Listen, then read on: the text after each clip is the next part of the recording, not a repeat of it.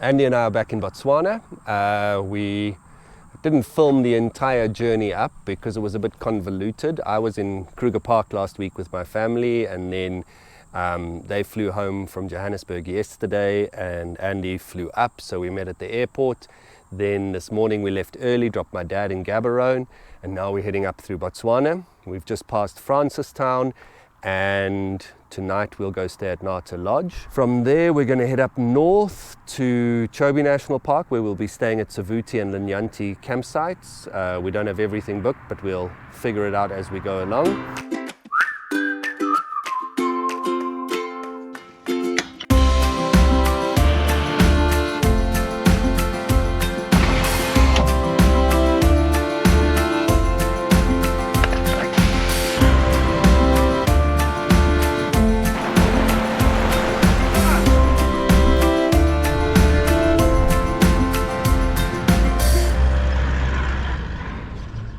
We are traveling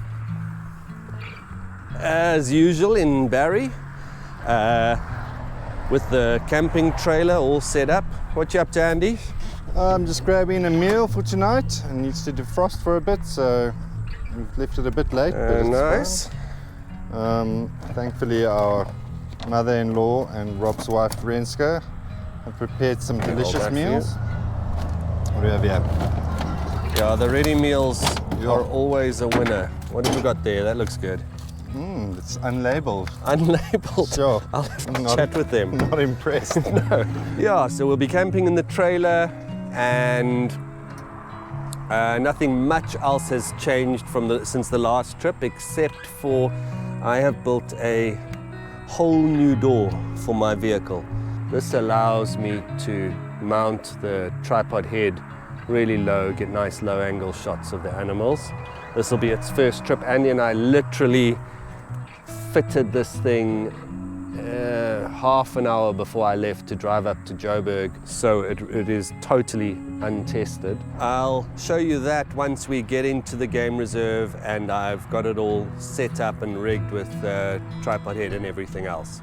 And yeah, should be great. No real objective other than making pretty pictures of animals this time, and you know, we'll just drive around, see what we can find.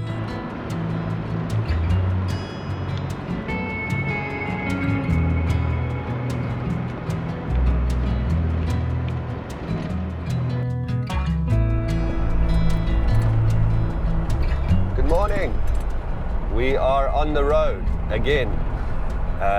Last night we got in late to Nata Lodge. We didn't film anything because we were frankly quite shattered from all the driving. So we didn't even unhitch the trailer. We just pulled the tent open, heated up our ready meal, ate it, had a shower, and went to bed.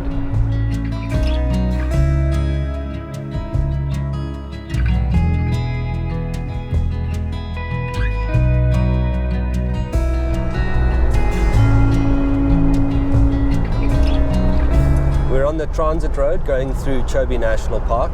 If we continued with this road, we'd hit the Caprivi Strip and go up into Namibia, but we're going to turn off by the river and head along and up into Savuti.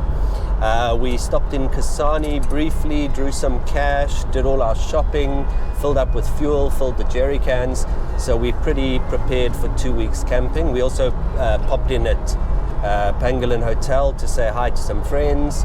So that was nice, but their coffee machine was unfortunately out of order, so we didn't hang around. We just sort of said hi and bye. What do you think, Andy? Is it beautiful, Andy? It's epic magic. Epic magic. Are you happy to be back at the Chobe River? Yeah, kind of. I'm stuck with this dude called Rob. Problem. Here's the problem. You can't choose your relations. No, he bullies me too much.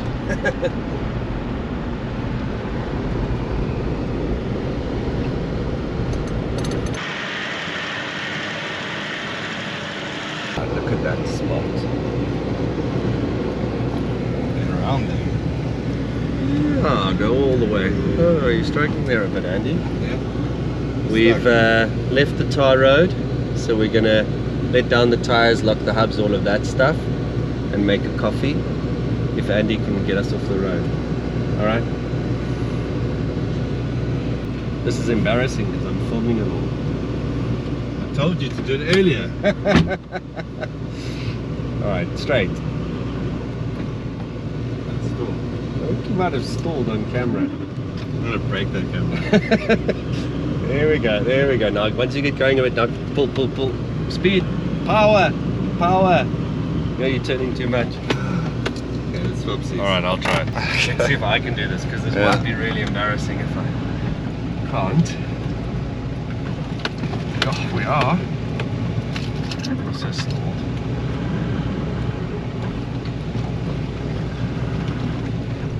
Yeah. Okay, no range then, I suppose.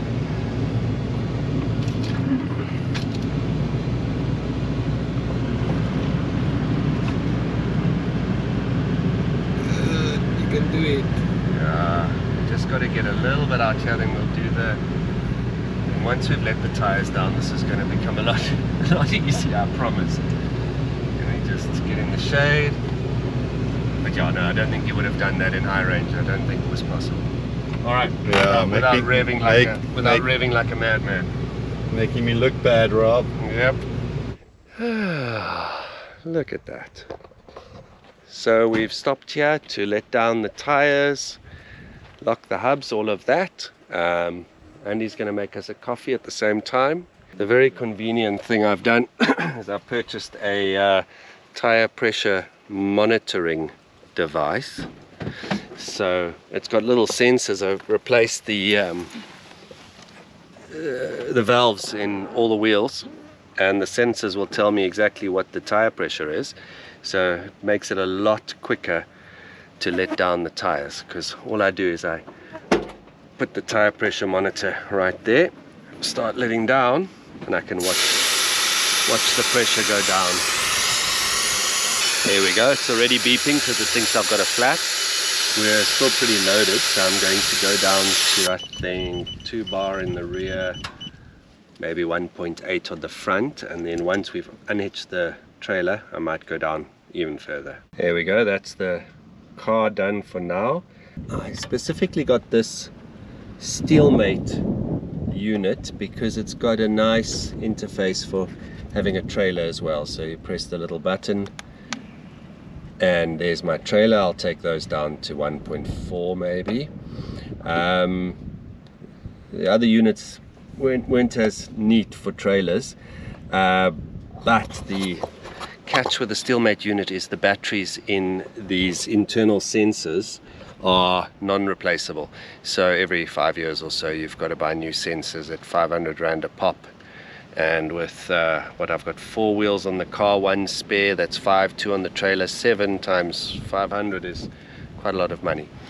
And there we go, all the tires are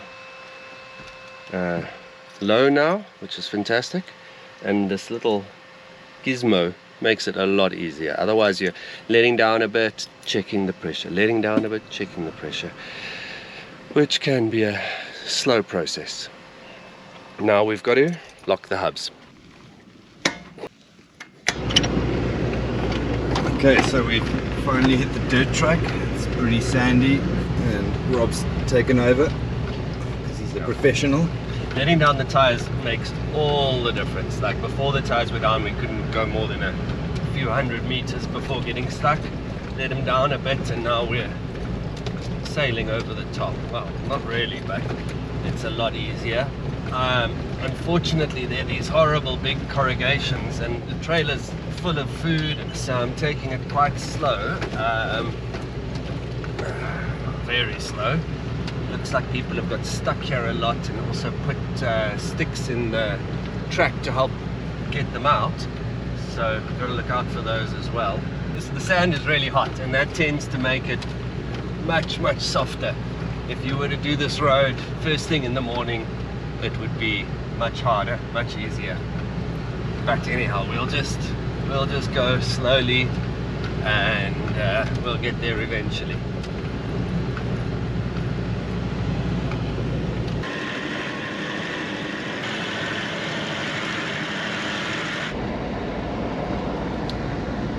looks like there's a dead elephant right in the road here.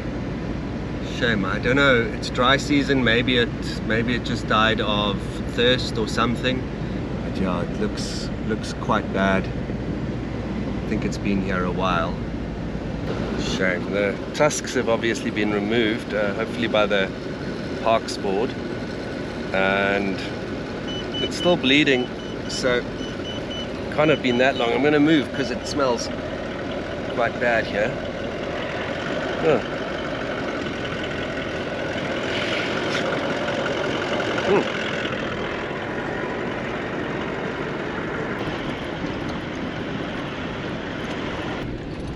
Drive a bit smoother, please, Rob. So this road now has become a single track and it's horribly corrugated. I'm having to drive at about 20 kilometers an hour because I'm putting the trailer, I don't want it, and everything's full. We've just packed our food, a lot of eggs in the trailer, and I don't want the eggs to get scrambled. I want them to arrive whole. So I'm just crawling along and hoping that it improves, otherwise it'll take us about 2 hours to get to the camp, which is also fine. We'll get there by sunset. So, Rob was driving so badly that he's got us stuck. Very stuck. I think we will take down the tires a bit more and we'll just cruise out of here, no problem. Let's see.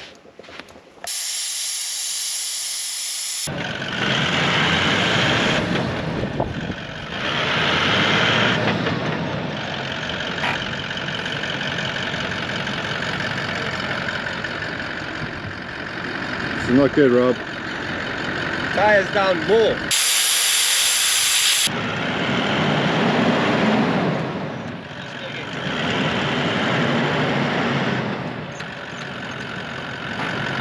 Let's get out the tracks. All right. We could dig a lot of sand out, but we're going to try the tracks first because it's going to be the car's hitting in the middle, so it's going to be a bit difficult to get under there with a shovel and dig it out. I don't have those fancy max tracks because they cost a fortune. I've got the cheapo foldy up ones that have never been used. Look at that, pretty much brand new. So we'll stick these under the wheels and see if we could drive out. What do you think, Andy? I'm hopeful. Huh. Oh, sorry. It's got a long rope. You can attach this to the rear of your car so that after you drive, the tracks follow you and you don't have to stop and get stuck again. But we just need to get a short distance, I think, and then try and maintain the momentum. The problem here is because of the extreme undulations in the track, we can't keep good momentum. We have to go really slowly to avoid bashing everything up in the trailer and in the car. So that's what's tripping us up. We go too slow and we get stuck. We go too fast and everything gets smashed. All right, let's give it a go. Let me get that a bit deeper.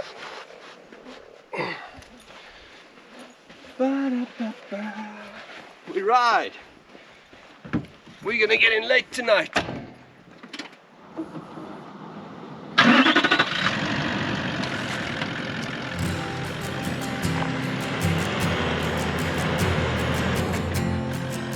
Shoot the tracks under.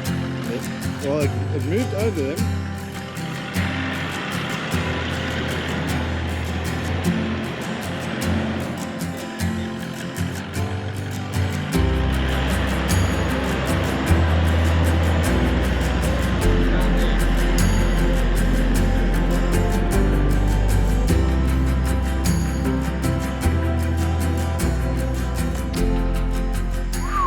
That was close. I thought we might have to camp out here for the night.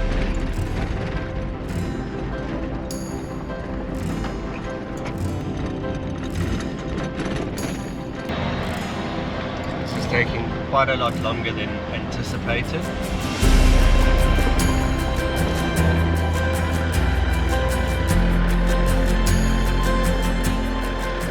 We're a bit unsure where to go now because there's a split in the road and the signs are, you can't read anything on them. The one on the right though does look like it at one point said no something, which I assume means no entry.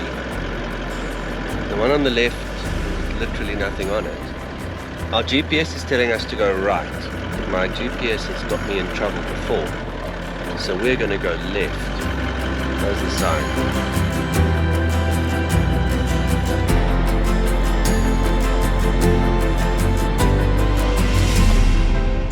Okay, we are here, finally, 7:30 in the campsite at Savuti.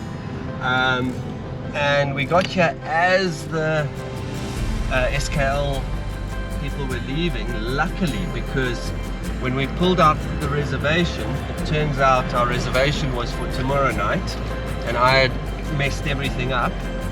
So we would have found people in our campsite, and then I don't know what we would have done late at night.